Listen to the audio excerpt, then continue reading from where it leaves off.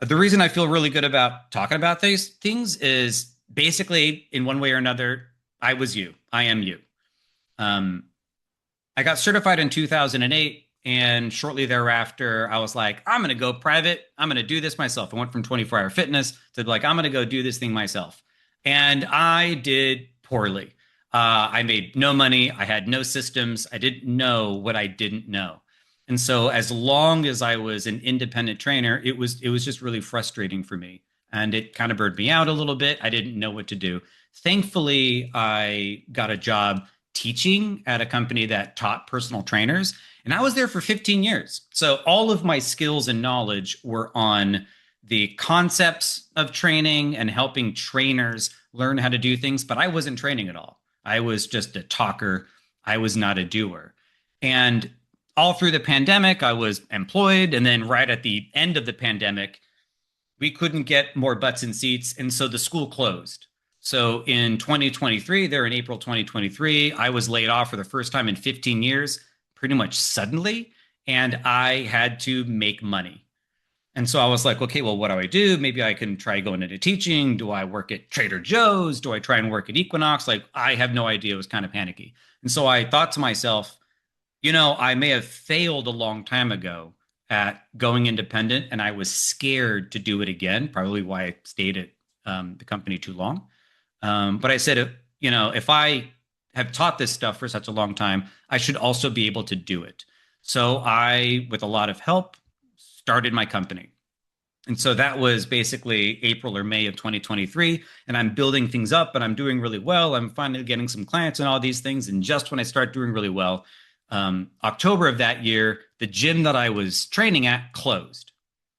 So I was like, damn it. Now I have to move my business to another business. So I was like, okay, so I found another one. God, I hope I can keep my clients. And it's very difficult like that. So then I go to the second business. And then 1 year later, that gym closed. And so I had to move my business again. So which is where I am now. But not at any point did I actually have a dip in my income.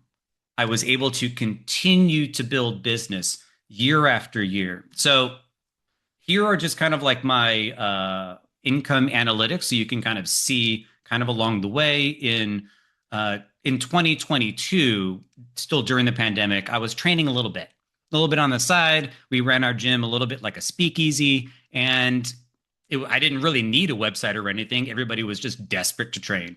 So it was kind of like, fish in a barrel kind of thing. And I made 20 grand. I made 20 grand on the side. Very, very nice. The next year, 2023, everything's totally fine. And then I get laid off. So I'm like, okay, I have to start kind of doing things.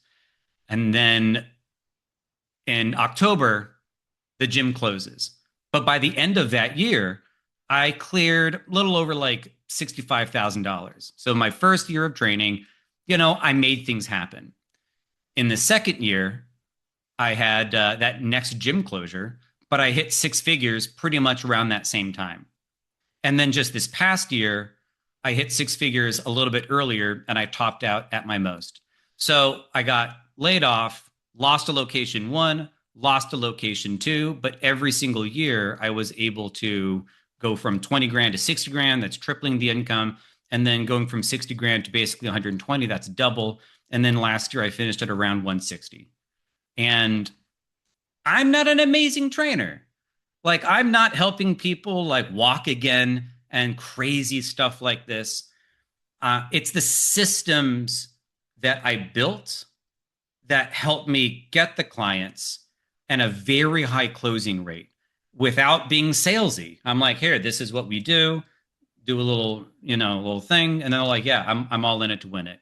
And so I'm going to just share with you just some of the things that I did that had these kinds of results.